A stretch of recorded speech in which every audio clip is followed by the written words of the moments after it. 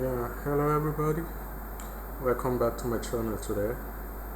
And today we are going to be talking about mapping of aerosols. Now, aerosols are defined to be tiny particles or droplets suspended in the air. They can be solid or liquid and come from various sources, including natural sources, through volcanic eruption, dust storms, sea sprays, and wildfires. They can also be induced by human activities by burning fossil fuels, industrial processes, and spray products like hairspray or paint. It can have effect. Aerosols can have effect on the air quality. It can have effect on the health. It can have effect on the climate. Some common examples of aerosols includes fog, smoke, dust, spray products. Now, from what we realize that the aerosols are not good in the atmosphere. But we see that today we find aerosols in the atmosphere. It can be caused by any these different ways that have been pointed out there. So we want to see how can we use Google Earth Engine to map aerosols within our neighborhood, in our country, in our communities, and all that. So this will give us a first-hand information of where we have abundance of aerosol and where we have a reduced aerosols, and this can help us help the appropriate authority get informed on what to do to reduce the aerosols in some areas that are more of aerosols. So we're going to run Aerosol Index. We are going to look at Nigeria, and we are going to run Aerosol Index in Nigeria. I want to see in Nigeria which area, where do we have aerosols and where do we have less aerosols. So I have it here. So we bring it on. So let's run through the G scripts. The first one is we are to define our area of interest, which is Nigeria. If you have the shapefile of Nigeria, added onto your asset, you can call it up from there, and then we run it. So, but here I put in area of interest in Nigeria. Then we are going to use US ODS LSB simple data set. So if you want to know this data set, just copy this.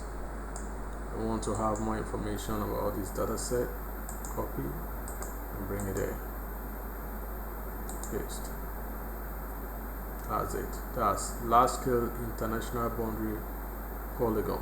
So this data set helps us to define where Nigeria is. We said VAR AOI because we are cropping Nigeria data set from this international boundary data, and we say this is the entire world, international boundary entire world for in the year 2017. This data doesn't change anyway.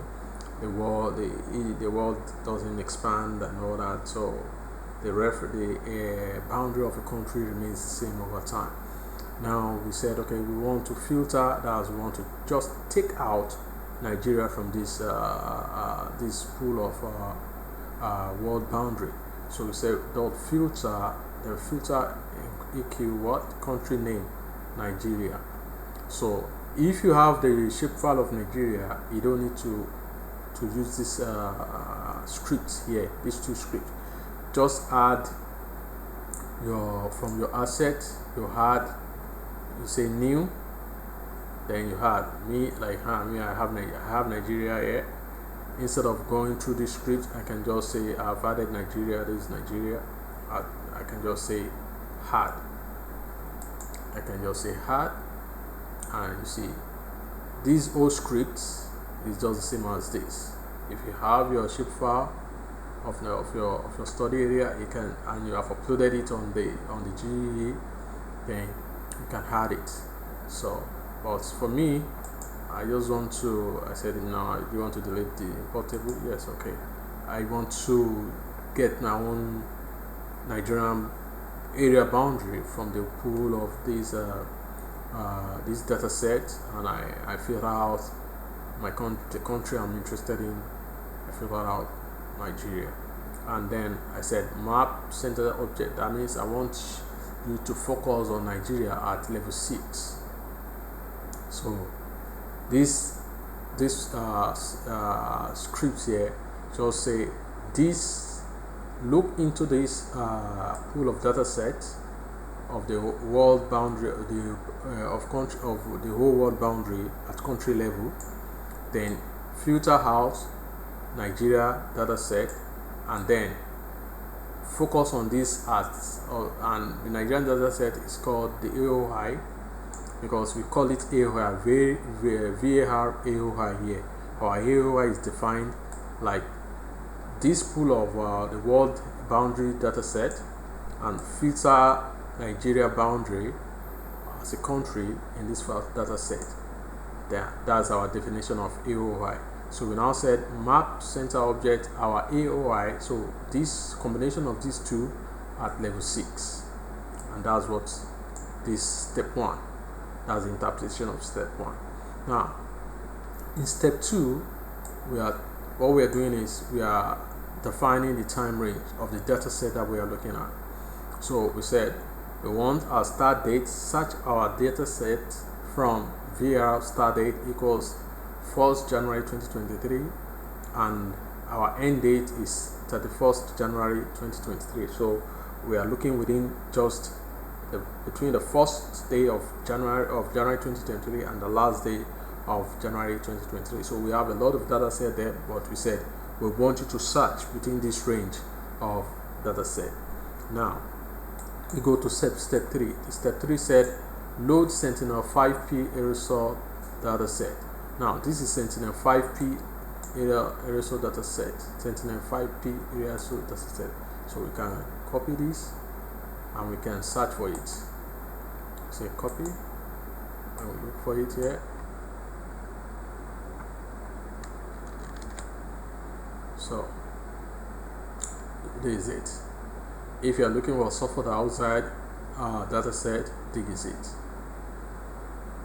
Here we are looking at, if you are looking at near real time UV aerosol index, this is it. So we use this. So let's look at this. So say this data set provide real-time high resolution imagery of UV aerosol index, UVAI, also called the absorbing aerosol data index, that's AAI. So you can see the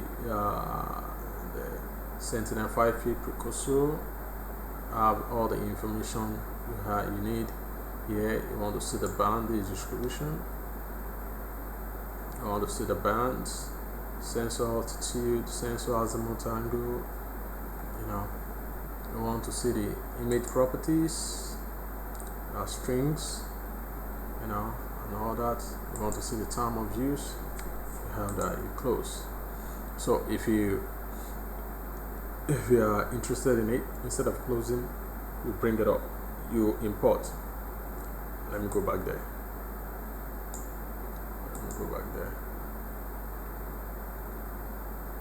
We are using this anyway. Now, instead of you if you want to call it up on the Google Earth Engine interface, once you get here, once you finish looking at the properties and all that, then you can import. But since I already have it, I don't need to import it again. I imported it already here. So if you want to import it, let me just show you how to import. You can just say import. This is it. This is different from this. This one is Sentinel 5P off ATL. I'm not interested in that. So I'm interested in this. So we say filter data. Now you now say load this. You have loaded it. This is the syntax for loading it. Then you filter date. You want to filter the date. This is a pool of the whole world Aerosol Index data. So, but you are looking at the date. You want to filter the pool of data through the data date, and we said our filter date is the start date and end date, which is this. So we are specifying this start two dates to be our filter date. Then filter bounds. This filter bound we want to see we are only interested in our boundary area of interest. And here you understand that we said our AOI, which is this, is Nigeria, boundary of Nigeria. So that's why we have filter bound AOI. Then select this band. We have a lot of a number of bands in a data set, but this band is absorbing aerosol index. Okay, let's go there.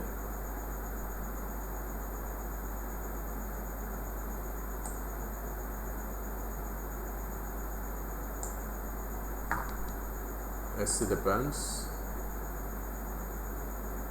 absorbing aerosol index. This is the band. So this is the band that we are using.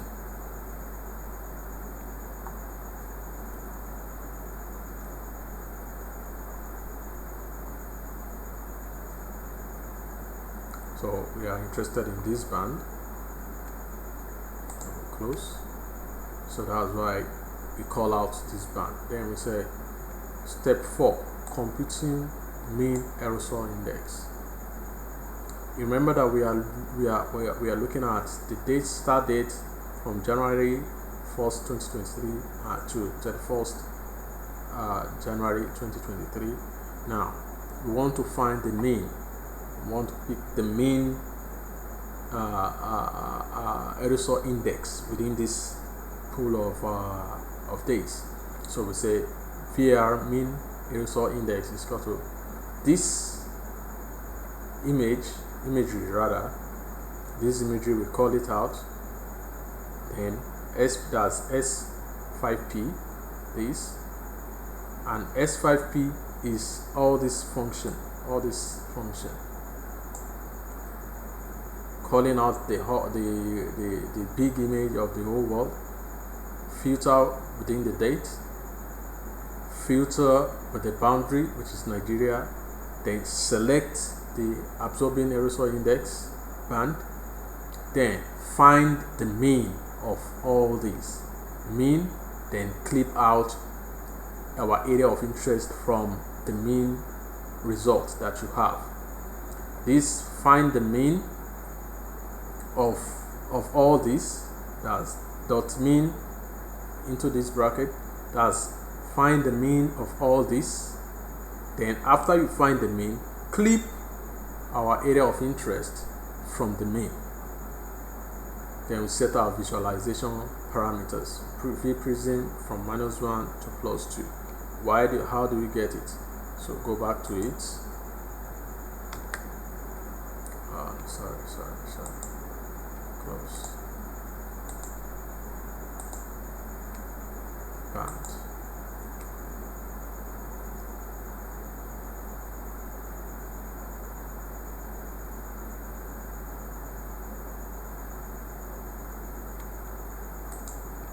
So our mean v-prism we set from -1 to +2. Palette we want it to blue, white, and red.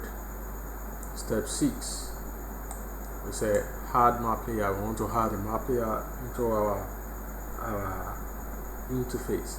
So we say add map.add layer mean AI, that's the mean, the mean aerosol index, that's add the mean aerosol index, add the visualization parameters, and is what is called mean aerosol. The name is mean aerosol index. Then we say map.add layer, add our area of interest, color black, country boundary. Now that means the boundary of the country will be black. So we are adding two layers. We are adding the layer of the country, and we want the color to be black, and we are adding layer of the mean aerosol index of the aerosol index data. These are the two layers that we are adding to the map. Then here is an export function. We want to export it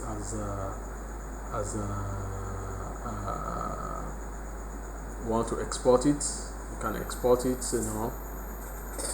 at the scale of 1000 meters. You want to respond your AOI geometry. Now here is the function of adding the legend to it, because we're going to have legend on it. We have VRR legend. Create the legend panel.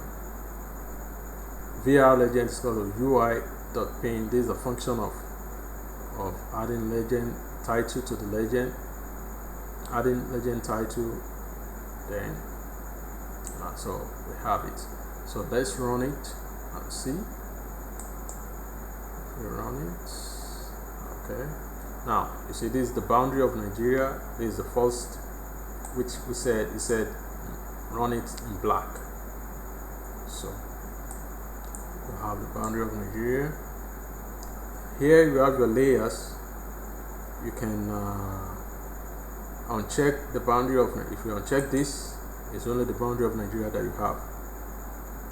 Then come to your layers, uncheck country boundary. This is the country boundary. Uncheck this, then check this. So you have your aerosol index. Remember we said,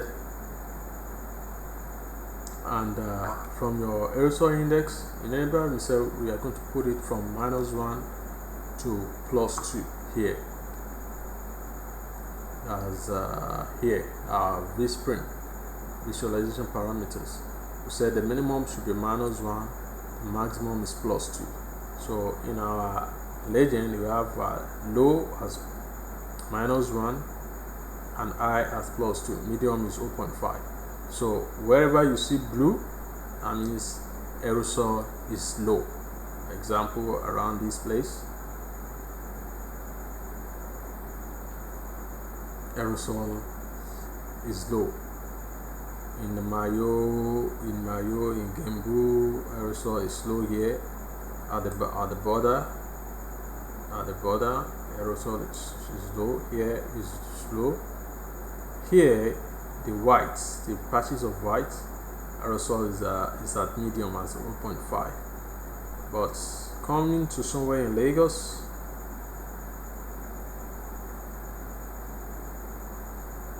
aerosol is high. So for everywhere you see red, aerosol is high. Where you see your patches of white, aerosol is at 0.5, is at medium level. And when you see your blue, then aerosol is low. So at the middle belt, there is somewhere around at the middle belt. Here are the chart, at the chart area, chart basin area, aerosol is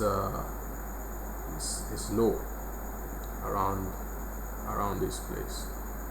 But in the core north, in the extreme north of Nigeria, aerosol is slightly high, and somewhere, it's kind of at the medium level. So that's all about the analysis of how to generate aerosol index map on GE. So when you want to download it, you can download your data. You come to task, you have it, aerosol index, then you can run. When you run, it gives you this. It's coming as a GeoTIFF. Then when you download it, it goes into your Google what's it called? It goes into your Google account, and then you can download it from there and then copy it, or use your ArcGIS or QGIS or any GIS software that you are familiar with to process it, and then run index map. Generally, you have your you can convert your raster to polygon, and then you still have your index value of -1, 0.5, and 2. So you can use it to aggregate to make your map. So that's that for today. So we look out for you to join us in the next edition of this video. So thank you, and God bless.